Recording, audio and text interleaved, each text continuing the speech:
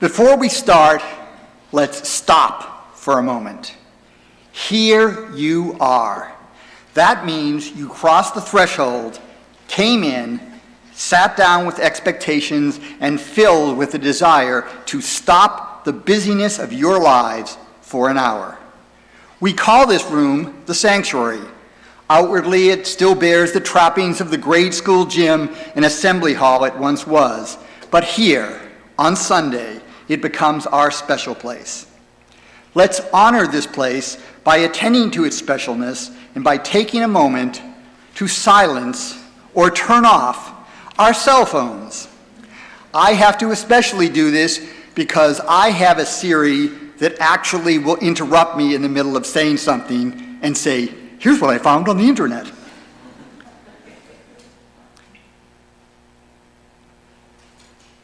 Bye-bye. Okay. Let's stay out of touch for a while with the busyness out there and get in touch with ourselves in this special moment. Welcome to Shawnee Mission Unitarian Universalist Church. Whoever you are, whomever you love, wherever you are in your life's journey, you are welcome here. If you're a visitor, a double welcome. Come grab some coffee and conversation following the service in our social hall. Or, if you are new or just visiting and want to learn more about this congregation and Unitarian Universalism, you are in luck, because today there is a Just the Basics class led by Jim Christ, who is back there waving. So following the service, if you're interested, grab some coffee, hook up with Jim, who will meet you in the foyer, and you will get a brief, informative introduction to the macrocosm of UU and the microcosm that is SMUUCh. Again, visitors, welcome. And welcome to all of those who are watching us on YouTube. Thanks for tuning in. Please introduce yourself in the chat and look for links on how to get more information about this church. Today, Reverend Rose, our minister, is out of the pulpit, but we have in her stead Rabbi Moti Rieber, the executive director of Kansas Interfaith Action, a statewide, multi-faith issue advocacy organization that puts faith into action on racial, economic, and climate justice issues. He is a graduate of the Reconstructionist Rabbinical College in Wyncote, Pennsylvania, and has lived in Kansas since 2007. A lifelong activist on peace, social justice, and environmental issues, Reb Moti brings a variety of congregational, interfaith, and organizational experience to the work of the Kansas Interfaith Action. Reb Moti and his wife Susie have 3 young adult children and live in Overland Park. So let's give the rabbi a warm welcome.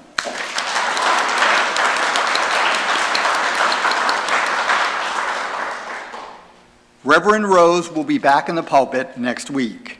Now, let us take a moment to get up, move about the room, and say hi to our neighbors, being mindful of the boundaries in this still lingering COVID era.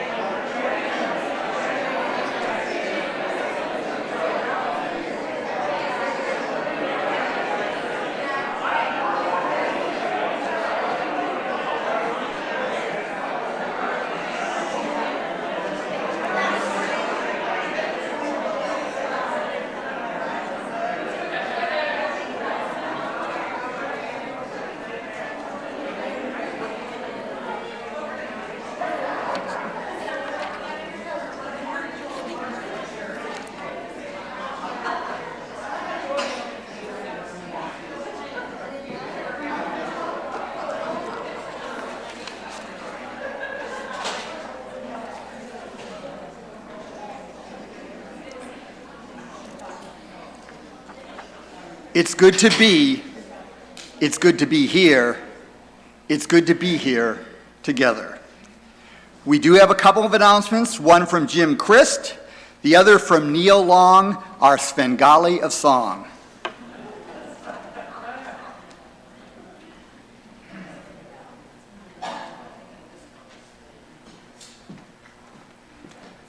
Good morning. This is real quick. It's a save the date announcement for our annual fundraising auction. We're going to go full bore this year and have the live auction, the silent auction, and the poster parties. It's all back. It's going to take us a little extra time to plan and promote and educate folks who haven't experienced the auction experience. So we've moved the date from November 5th to December 10th. Saturday, December 10th. Say it. Saturday, December 10th. Look for more information in your all-church email, and because it's in December, I think the theme will be Shop Till You Drop. So, thank you. More information to follow. Hi, everyone. 2 quick announcements. The first is regarding children's choir. We will not be meeting after church today. We're putting a pause on the program until we can regroup. And then secondly, this Saturday, October 15th at 11 a.m., SMUUCh is partnering with Lyric Opera of Kansas City to bring an opera right here into this space. It's called Sketchbook for Ollie. It's designed for children, but as we've been touring it to schools, it's become clear that it touches adults as well. So I really hope that you all will come, bring your friends, bring your family, bring your children. The opera is short, it's about 35 minutes, and after the presentation we'll break into age-specific discussion groups to explore the central theme of grief. There are flyers out at the welcome desk, and we kindly ask that you all RSVP via Realm so that we can know who is coming and how many to expect. See me if you have any questions. Thank you.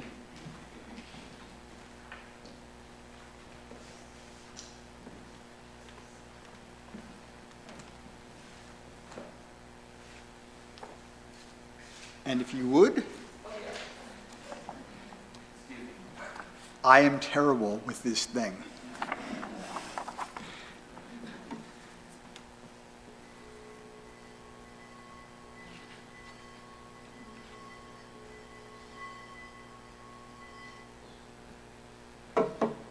It's the thought that counts.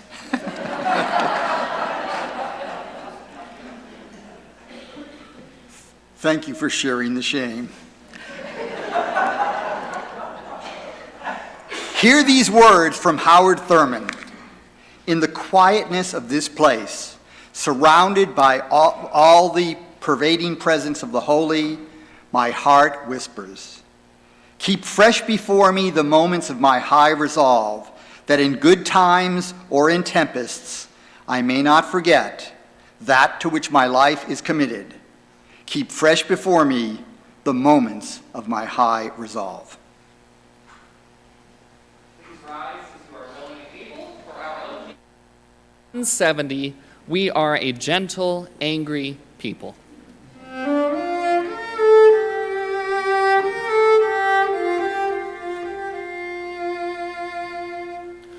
We are a gentle, angry people, and we are singing, singing for our lives. We are a gentle, angry people, and we are singing, singing for our lives. We are a justice-seeking people, and we are singing, singing for our lives. We are a justice-seeking people, and we are singing, singing for our lives. We are young and old together, and we are singing, singing for our lives. We are young and old together, and we are singing, singing for our lives. We are a land of many colors, and we are singing, singing for our lives. We are a land of many colors, and we are singing, singing for our lives. We are gay and straight together, and we are singing, singing for our lives. We are gay and straight together, and we are singing, singing for our lives. We are a gentle, loving people, and we are singing, singing for our lives. We are a gentle, loving people, and we are singing, singing for our lives.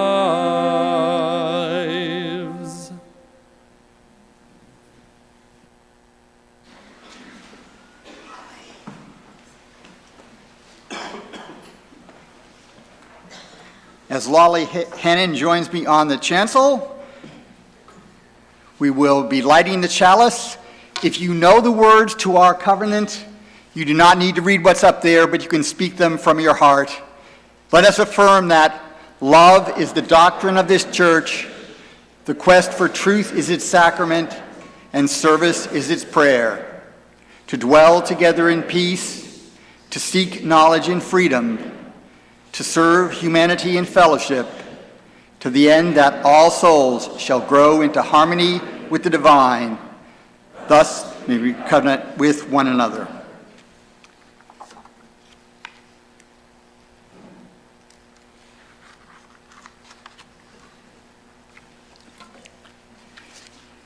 Each month, this church, like many UU congregations around the country, reflects on a theme. Here we do it in our small groups, and here in worship, the children do it in their classrooms. The theme for October is courage. When I reflected on courage, what came to mind, and I bet I am not alone here, is the little speech the Cowardly Lion gives in the 1939 MGM production of The Wizard of Oz. Here's how that goes. Now, this will call on you for some audience participation. So are you ready? Yes. All right. Okay. You'll know when it's your time to respond. Courage. What makes a king out of a slave? Courage. What makes the flag on the mast to wave? Courage. What makes the elephant charge his tusk in the misty mist or the dusky dust? What makes the muskrat guard his musk? Courage. What makes the Sphinx the seventh wonder? Courage. What makes the dawn come up like thunder? Courage. What makes the Hottentot so hot? Who puts the ape in apricot? What have they got that I ain't got?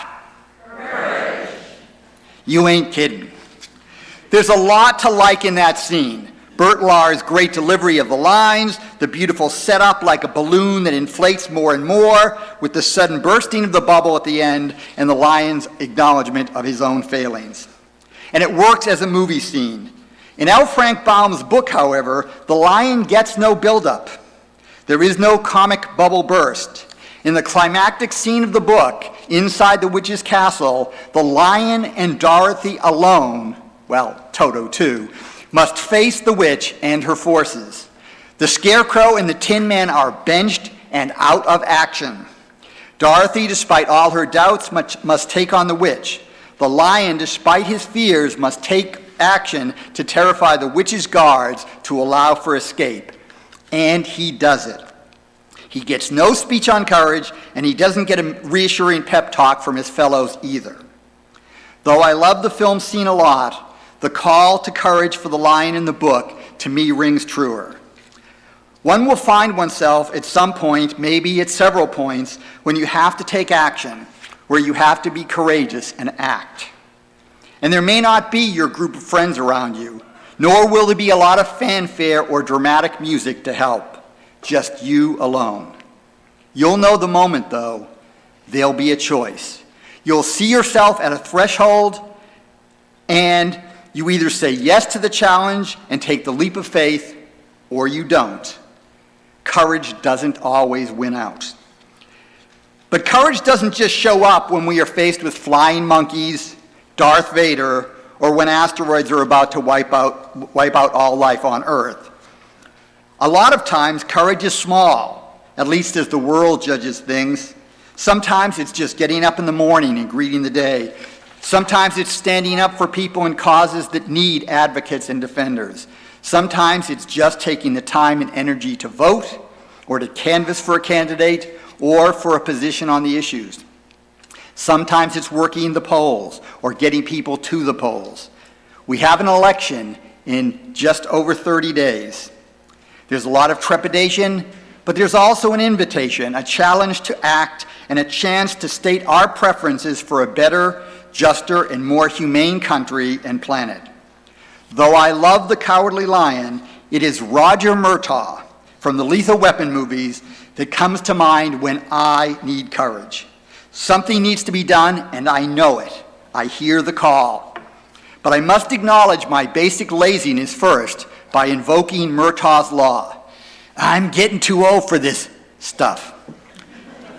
Yeah, I know, you thought I was going to say something other than stuff. And then, knowing that the universe was talking to me, not just me, but me, I try to get in there and do it anyways. And that's what I choose to call courage. And Dr. Jen, for the time. Is this working? There we go. At this time, I'd like to invite the children to come and sit around this parachute with me. They'll be back.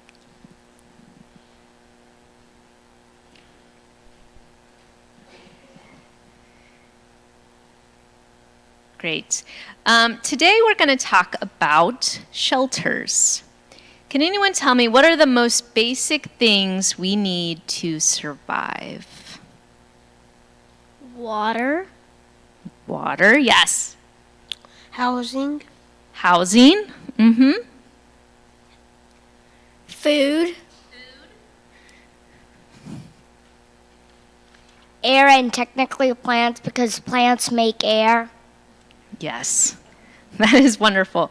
Water, air, food, shelter, or housing, exactly. Raise your hand if you've been camping before.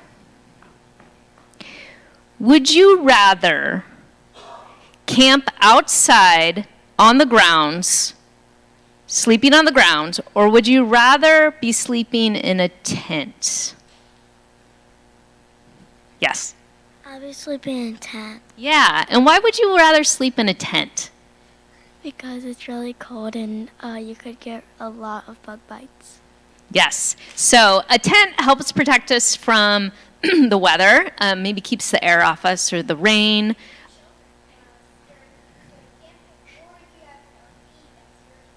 Yeah, if you didn't hear that, he said a tent is shelter for when you're camping. And so, yes, it can protect us from rain or insects biting us. That was a good example. Who has ever built one of these in their living room?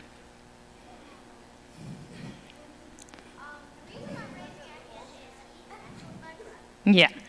A pillow fort. I bet everyone in this sanctuary at one point has built a pillow fort.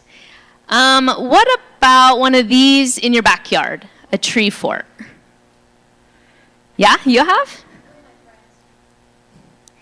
And why do you think kids and adults both love building temporary shelters like these? Because they finally get a break from their jobs. They're what? Because they finally get a break from their jobs and they want to do something fun. Okay, a break? Yeah. Because they can have fun. Yeah, they are fun. Uh-huh. Hide from parents. Yes. One more. The one that's outside could be for like animal shelter. Yeah, a shelter, animal shelter. Yeah, so we like to build shelters, I think, for many reasons. One could be safety, or we find comfort in it, our own space away from our parents or our other family members. But also, they incite a lot of joy as well. I mean, if you ever built a pillow fort, I'm sure there was a lot of smiling and laughter in that. Actually, humans have been building temporary shelters for, I'm sure, as long as there have been humans.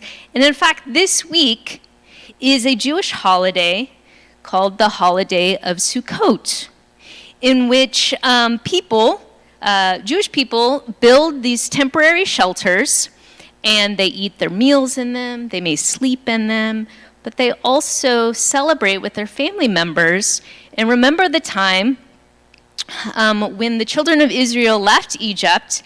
They found themselves in the wilderness, and they built shelters to be safe and to find comfort when they didn't have a lot. And so here is a picture of a sukkah. Hope I'm pronouncing that correct. And this is something that would be built today, and it is being built. There are people right now that have been building this, and they often have 3 walls, and they're made out of sometimes natural materials like bamboo or palm leaves, and a roof that is open. And so, of course, I would have loved to build one of these today, but I was thinking about what was a time when I was younger and I created a space of temporary shelter with my friends. And I remembered PE class on parachute day. and we would all work together, raise the parachute, and then get under it. Has anyone ever done that before? Yeah, so I want to try that today. But before we do that, I want us to think about, because it is the celebration of Sukkot, what are some ways that maybe we can create shelter around people this week to make them feel comfort or safety, or even celebrate joy with them? How do you have an idea? I have 2 ideas. What's it called? They could probably just what's it called? Use twigs and rocks and grass. And also because they can also just, if they were really gonna do something like that, the best way is just to go up a tree and make something on it. Yeah, I love that idea. Just climbing a tree and being in a tree would be a feeling of shelter. Yes. Like they could use it in case they don't have a home, or maybe they just need it for a little bit because they need to, their house is getting rebuilt, in case they got a fire, since their house might caught on fire or something. Yeah, no, I was thinking we could actually build a shelter. One more. And you can give people hugs. Oh my gosh, she mentioned the one I was thinking of. If you didn't hear, she said giving someone a hug. And so if maybe we need a hug this week, or we recognize that someone else does, just wrapping our arms around someone can give that same feeling of comfort and joy when we extend our arms around someone. All right, so before we leave for our RE classes, I want to recreate a moment of joy from my childhood. So let's all grab a piece of the parachute and stand up.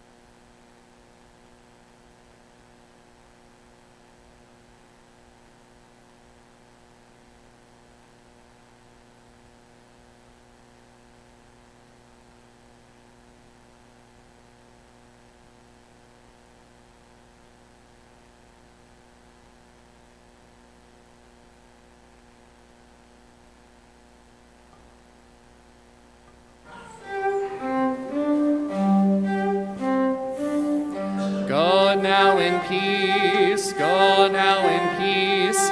May the spirit of love surround you everywhere, everywhere you may go.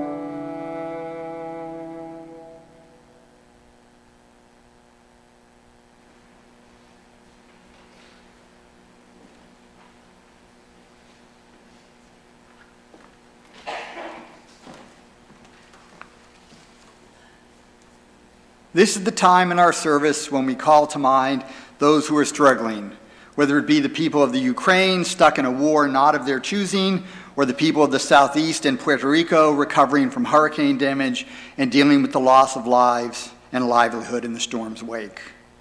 We keep in our hearts all, both near and far, oppressed by life's uncertainties and the failures of the system to provide security or ensure justice. But we also can't help noticing the majesty of fall colors, the change in temperature and sunlight as we move toward winter, and we are moved by the kindness and courage, the ebullient joie de vivre we see in some, showing us a better path. And as always, we delight in the exquisite beauty of this world, no matter how small such flashes of brilliance are. If you have a profound joy or a deep sorrow that you would like to share, come forward to the table, light a candle, introduce yourself, and share your joy or sorrow briefly. For joys shared double, and sorrows shared halve.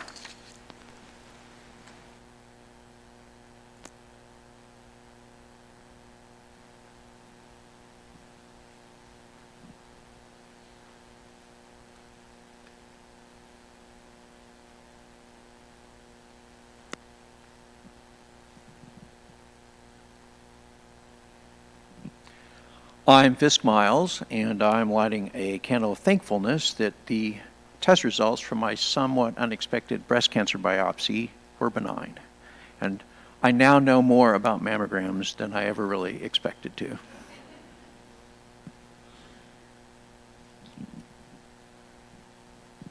Good morning. I'm Betsy Edmonds, and John Howard. we have a candle of joy. Yesterday we celebrated our 11th wedding anniversary.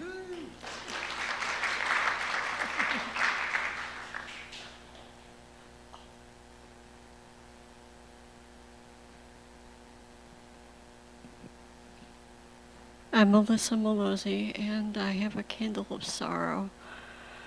I have a cat named Eleanor, and I am no longer able to take care of her because of illness. And she's sick, and she has diabetes, and I cannot afford her care anymore, and I don't know what to do.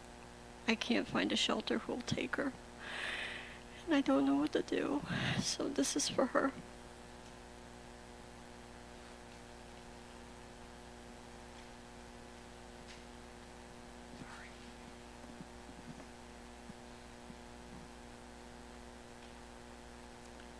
And I will light the remaining candles for all of those joys and sorrows that were not spoken but are no less real.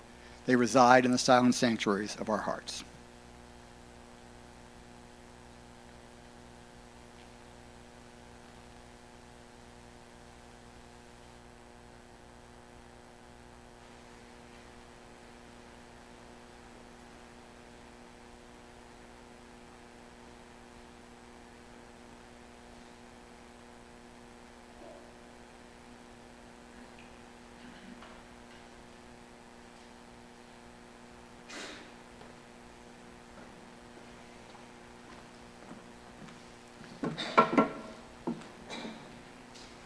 Take a moment, sit up straight, feet on the floor, hands in your lap. Some of you will be happy to know that I am not going to do a guided meditation. Let us just breathe deeply here for a moment,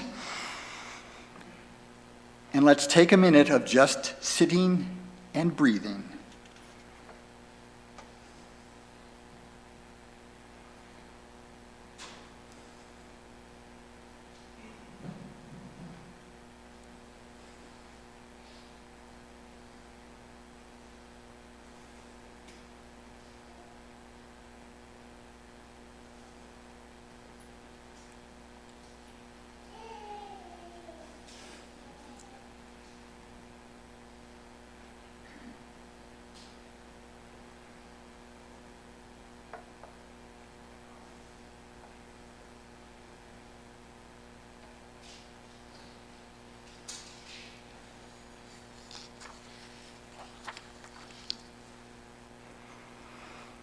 One final breath. Well, not one final breath, because, That'd be too much to take. Breathing, it's something automatic that we don't even think about, but we do it anyway. And becoming conscious of our breathing and taking time to change our breathing pattern gives us an important tool in disrupting the busyness of our world, giving us a chance to lower our anxieties, get our bearings, and re-engage the world around us, revitalized.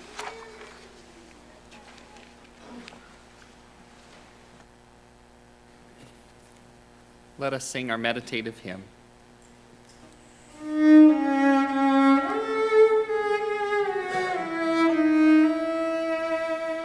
How could anyone ever tell you you were anything less than beautiful? How could anyone ever tell you you were less than whole? How could anyone fail to notice that your loving is a miracle? How deeply you're connected to my soul. Once more. How could anyone ever tell you you were anything less than beautiful? How could anyone ever tell you you were less than whole? How could anyone fail to notice that your loving is a miracle?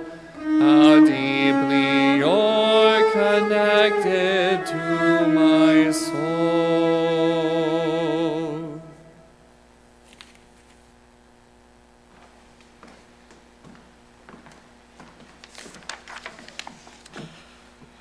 Daniel Berrigan writes, I walk in your world, a mercy, a healing. Like a cooper of barrels, you bind the mountains with ribbing. Your hand rests on the rambunctious seas, they grow peaceful.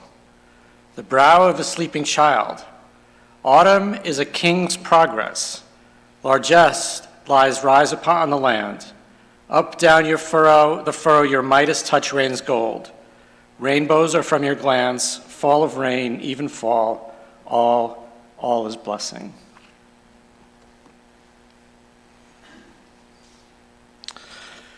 Good morning. I'm grateful to be back with you. I was trying to remember what was the last time I was here. It's been several years, I think. It's got to be before the pandemic for sure. So I just went through my old sermon and I found and replaced the word brown back everywhere through it.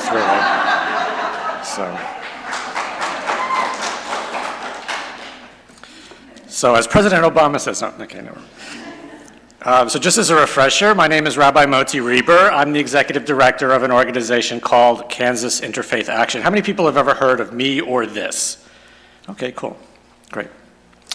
We're a 501c3 nonpartisan, nonprofit issue advocacy organization. So our mission statement is, well, actually, Bernie read it. We put faith into action by educating, engaging, and advocating on behalf of people of faith and the public on a variety of racial, economic, and climate justice issues. So what advocacy means is that we try to have an effect on policy on the state level, and sometimes in counties too. Policy, not politics. So KIFA was established in 2016 as the KIFA, K-I-F-A, KIFA. Was established in 2016 as the moderate voice of faith in Kansas. So other states have councils of churches, sometimes denominations have advocacy offices, but before 2016 in Kansas, the only time the faith voice was heard on public policy was from the hard right, mostly around what we used to call gay marriage and abortion. But that left tens of thousands of people of faith in Kansas, people like you, without a voice representing them in Topeka as people of faith on a multitude of issues that concern us. So KIFA was established to try to fill that gap. When I was here the first time, KIFA was a fledgling organization trying to find a place for itself in the Kansas ecosystem. And I'm here now some years later to tell you happily that we're now a relatively well-established organization with 2.5 staff members and a reputation in Kansas politics that varies depending on which side of various issues you're on. And over the 6 years since KIFA was established, we've built up a very strong coalition of primarily mainline voices. So KIFA is the State Public Policy Office of the Central State Synod of the ELCA Lutheran Church. We have partnerships with the Kansas-Oklahoma Conference of the United Church of Christ, with the Episcopal Diocese of Kansas, with the Unitarian Universalist Fellowships of Kansas, and as of late last year with the Mercy and Justice team of the Great Plains Conference of the United Methodist Church. Our mission falls under what we call the 4 evils. So Dr. King had what he called the 3 evils, which was racism, materialism, and militarism. And we have 4. Racism, discrimination, economic injustice and poverty, gun violence, and climate disruption. So every issue that we work on is related to one of those issues in some way, that framework in some ways. So I'm going to spend a few minutes looking at these a little bit more closely. I don't think this, I'm going to say this even though I probably don't need to say it in this setting, but everything that I talk about in life, really, but especially this morning, is found on the advocacy pages of all the different denominations. I don't need to tell you that the Unitarian Universalist Association is interested in social justice. I probably don't have to make that case here, but every position that we take, if you go, every time I have to testify on something, I go to let's say the ELCA website, and I look at climate disruption, and their statements are exactly what I'm going to say. Now, not everybody always agrees with that. When you're in a church, they tend to start to give you body language, but it's not me they're disagreeing with. It's their own denomination. So I want to make that clear. So all the positions taken are taken by the UUA and by the Religious Action Center of Reform Judaism, et cetera, et cetera. So racism discrimination is the original sin of the American experiment. So events these past few years have shown us, those of us with the good fortune of being able to ignore this problem from time to time, that the issue has certainly not gone away. From circumscribed opportunities for people of color, to militarized policing in majority black neighborhoods, to the huge percentage of African Americans, particularly young men, in the prison system, and has become blindingly apparent in the past couple of years. And every day is the incidence of violence between black people and the police. And in every area of American life, health outcomes, income and wealth, educational levels, exposure to environmental hazards, housing, and more, and in every state, people of color have worse outcomes. That's why we say that racial inequities are systemic and not dependent on the personal prejudices or good wishes of individual people. Often what happens is there's a particularly egregious racial incident, there's a moment of reflection and renewed commitment among white people of good faith, and then the moment fades and everybody reverts to the status quo. Or there's a backlash, which is what's happened now. George Floyd's murder was one of those times. After his death at police hands, KIFA, with the support of both the ELCA and the Episcopal Diocese, held a 6-week racial justice seminar, which we called America's Original Sin. It was an exploration of the history of race in this country, as well as ways we can address ongoing injustices, both in our houses of worship and in the public square. And I believe we'll offer it again after the first of the year. But what makes the situation different now is what can only be called the explosion of white resentment, manifested as racism, anti-immigrant nativism, and anti-Semitism, and Islamophobia. We believe that the current moral panic about teaching about America's racial history in schools is part of that backlash, as well as identity-based discrimination on the basis of sexual orientation and gender identity that we see so often these days, and which we fought against in Topeka this last year and will probably have to fight against again next year, as we fight to bring America closer to its better values of unity, equality, liberty, and diversity. Excuse me. Kansas Interfaith Action believes 2 things most of all: that everyone is equal in God's eyes, and that everyone has the right to equal protection under the law. We also believe that there can be no social justice, no economic justice without racial justice. So I'm going to say that again because it's really important. There can be no social justice, no economic justice without racial justice. So the idea that we can undersell race in order to do some economic stuff doesn't really work because race undermines the commitment to that. White congregations have a key role to play in undermining the hegemony of white privilege in this country, all the more so because of the role that they have historically played in building it.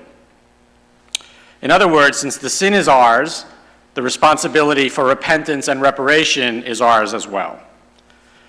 Which leads me to our second area, economic justice. Even before the COVID pandemic, so many people were and are so close to the financial edge. If it's not you, it's your parents, or your siblings, or your children, or the people who take care of your parents. There is never 6 degrees of separation from precarity. Meanwhile, wealth inequality is at its worst since the Gilded Age, as the benefits of economic growth go to those at the top. The minimum wage is stagnant, not enough to rent an apartment anywhere in the country, and the social safety net is in tatters. And of course, we can include access to affordable health care. For several years now, more years than I care to relate, KIFA has been part of the coalition working to expand Medicaid in Kansas, one of the last 12 states not to take this important step of support for working people.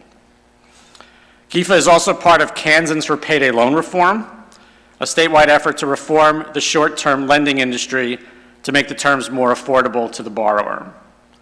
We also support efforts to roll back Kansas's cruel and counterproductive blocks on family and work supports, where even access to services that are federally funded, like SNAP or TANF, are nearly impossible to access.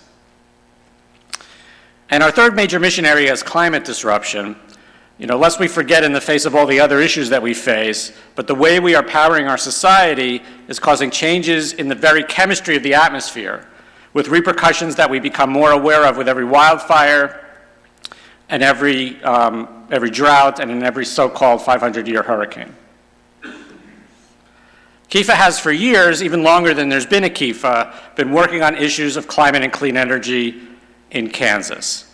In this we have 2 goals: moving toward an equitably decarbonized economy in time to avoid the worst repercussions of a warming world, and addressing changes that are already in the pipeline.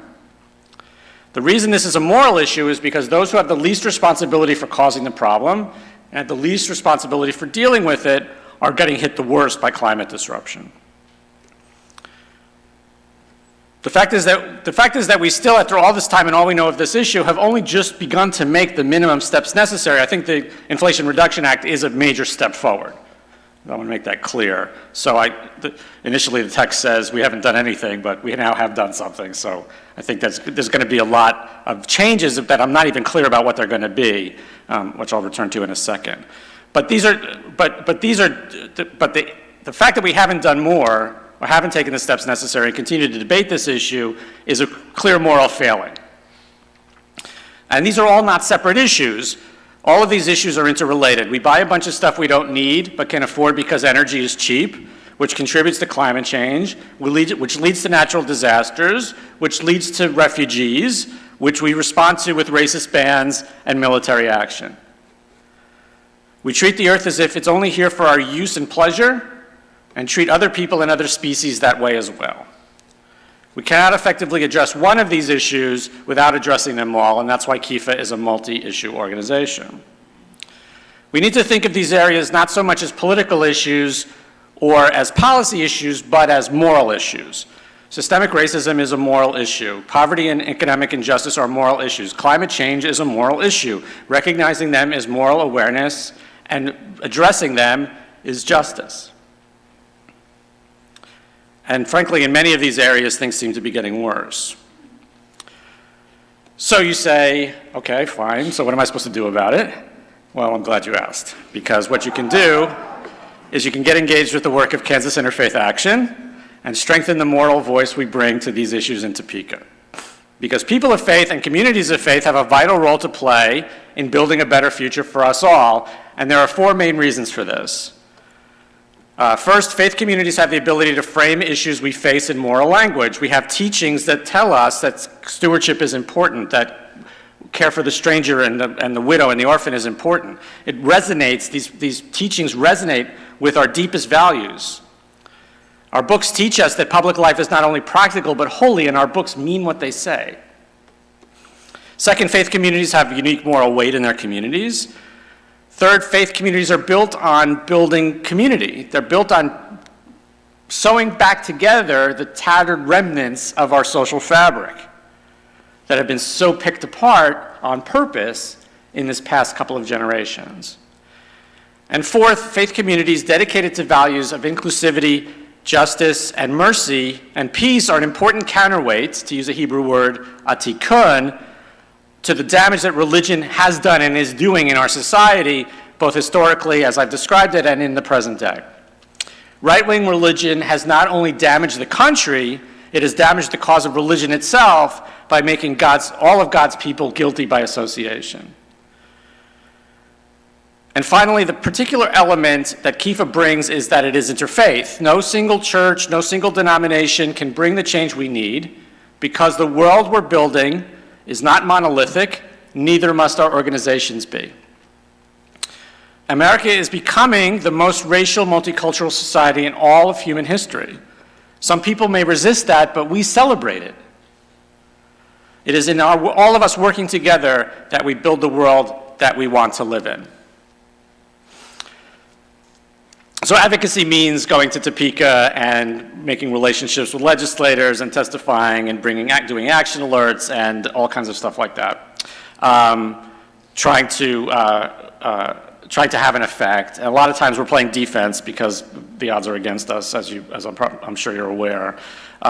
Some of our priorities, particularly this year in 2022, we spent quite a bit of time on defense, or actually defending vetoes.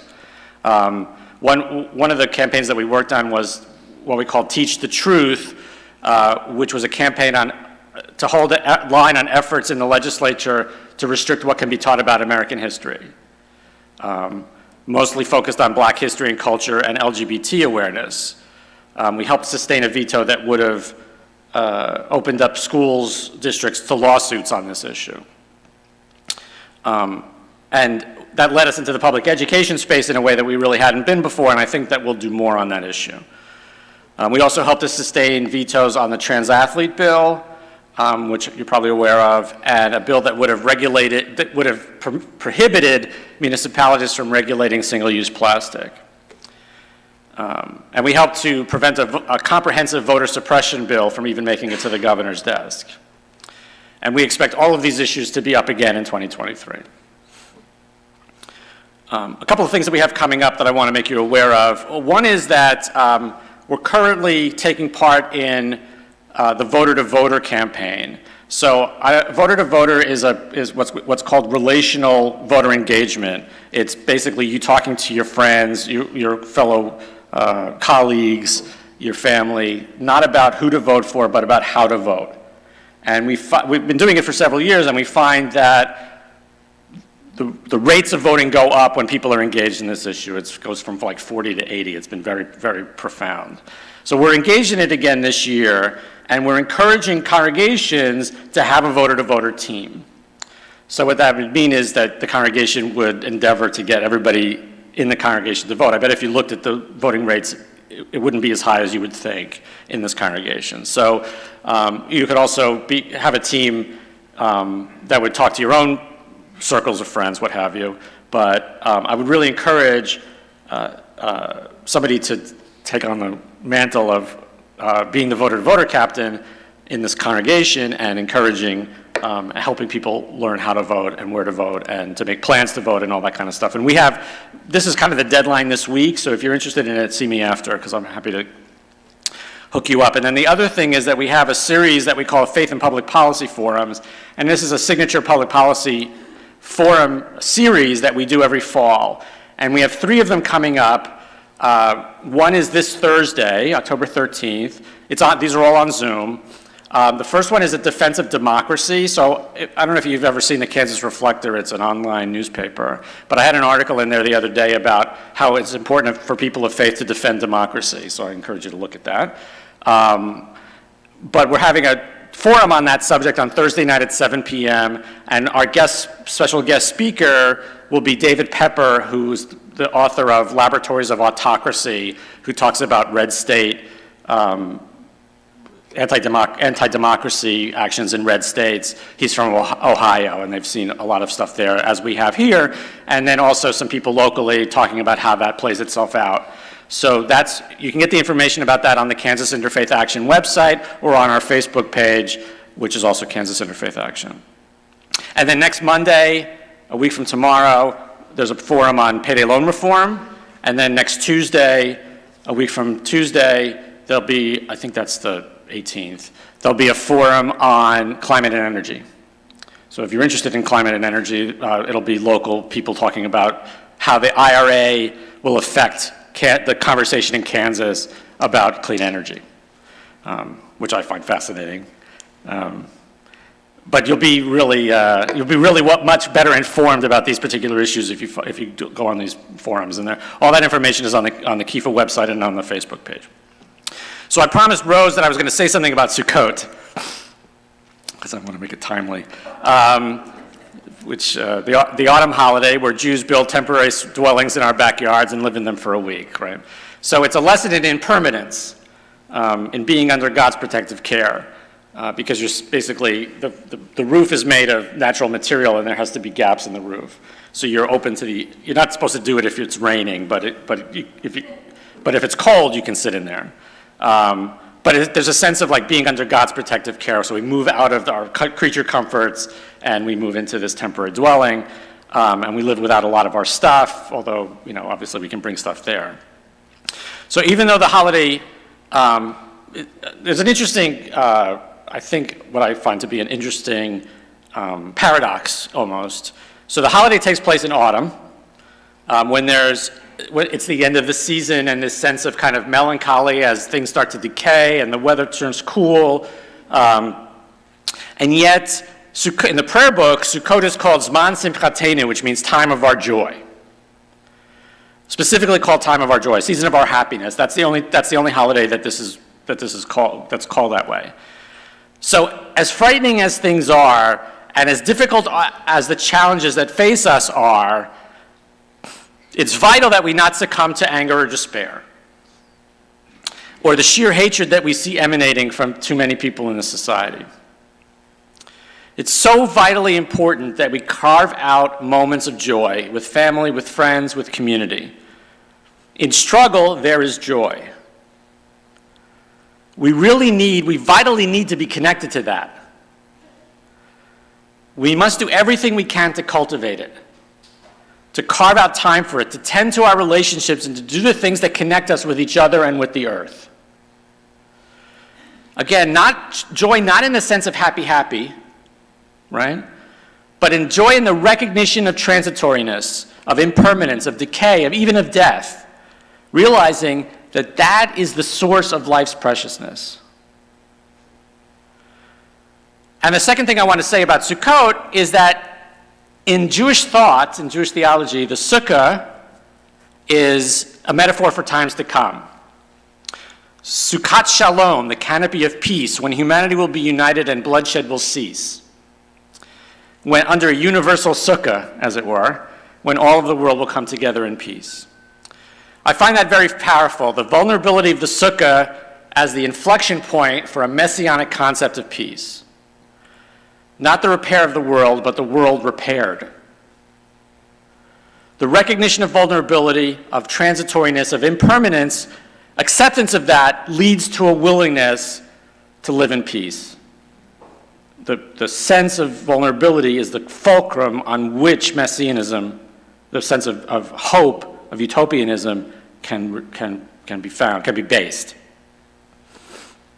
We know that the issues that face us are many, and there's no guarantee that we'll be able to address them in any kind of comprehensive way.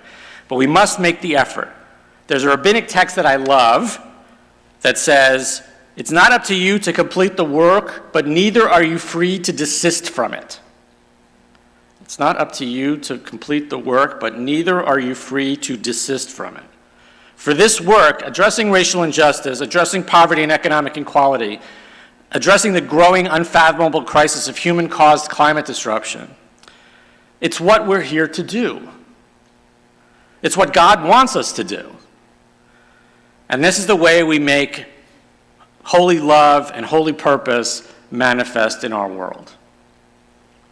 There's no guarantee, but just perhaps, if we truly come together in this godly effort, we will build a world where every one of us, rich and poor, black and white, gay or straight, Muslim, Christian, Buddhist, atheist, Unitarian, Universalist, or Jew, can, as Dr. King concluded his talk at the Riverside Church 50 years ago with the words of Jeremiah, if we will make the right choice, we will be able to speed up the day all over America and all over the world when justice will roll down like waters and righteousness like a mighty stream. Please join us in this sacred work. Thank you.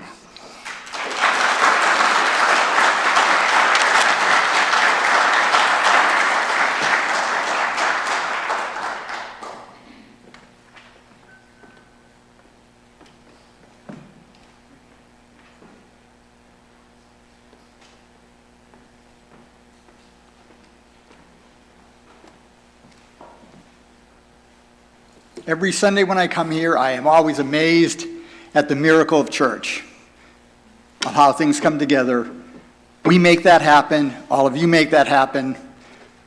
But we also have a building to keep up and professional staff to take care of and issues outside the church that the church is involved in, all of which requires financial support. The offering will now be given and received in grateful appreciation of our ongoing work.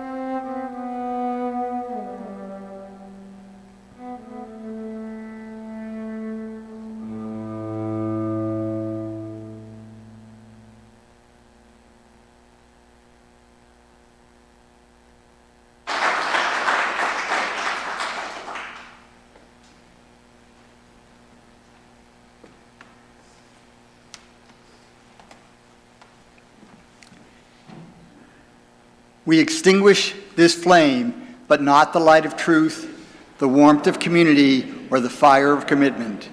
These we keep in our hearts until we are together again. Rise as you are willing and able for our closing hymn, There is More Love Somewhere.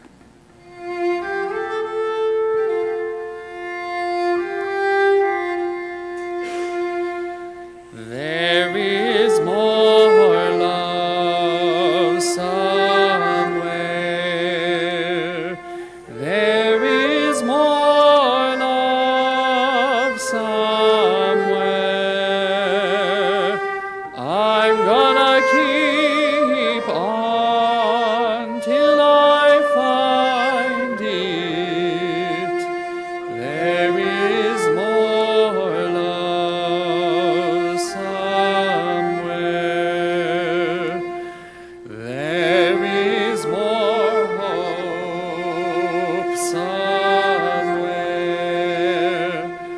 There is more hope somewhere. I'm gonna keep on till I find it. There is more hope somewhere. There is more peace somewhere. There is more peace somewhere. I'm gonna keep on till I find it. There is more peace somewhere. There is more joy somewhere. There is more joy somewhere. I'm gonna keep on till I find it. There is more joy somewhere.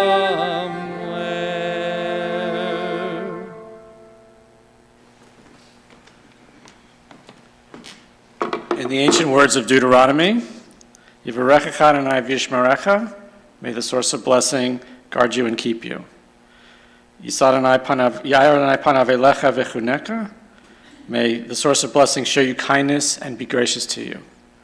Yisa Adonai panav elecha v'yisem lach shalom, may the source of blessing be with you and grant you peace. Go in peace.